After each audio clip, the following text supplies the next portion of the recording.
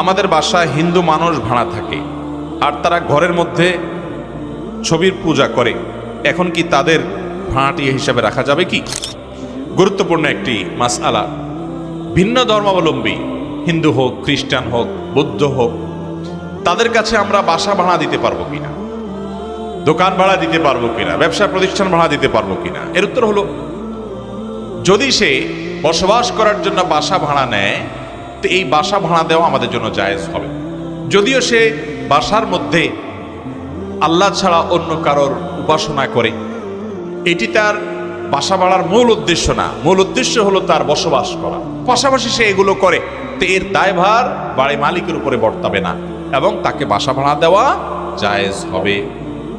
কিন্তু যদি উপাসনার জন্যই সে ভাড়া নেয়, অর্থাৎ শিরক করবে, উদ্দেশ্যই হলো মূলত শিরকি কাজ করবে, কুফরি কাজ করবে, ওইটাই তার উদ্দেশ্য, বসবাসটা উদ্দেশ্য নয়, তাহলে সেক্ষেত্রে সেটার জন্য সে একজন ইমানদার তাকে নিজের বাসা, নিজের স্থাপনা ভাড়া দিতে পারবে না, কারণ সেখানে সরাসরি অন্যায় এবং শিরকের কাজে সহযোগিতা হয়।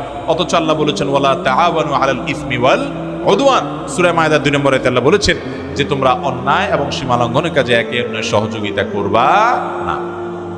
অতএব বাসা ভাড়া দেয়া যাবে।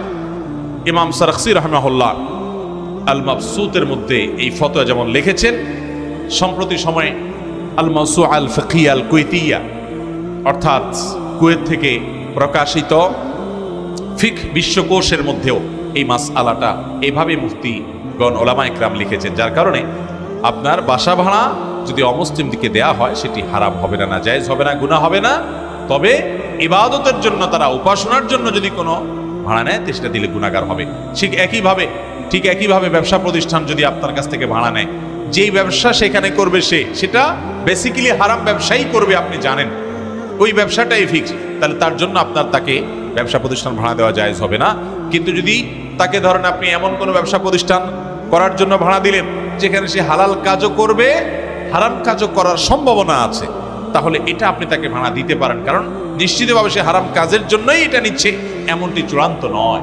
অতএব সে যদি এখানে কোনো অন্যায় করে, কোনো অপরাধ করে, গুনাহ করে, তার দায়ভার তার উপরে বর্তাবে, আপনার উপর বর্তাবে না ইনশাআল্লাহ।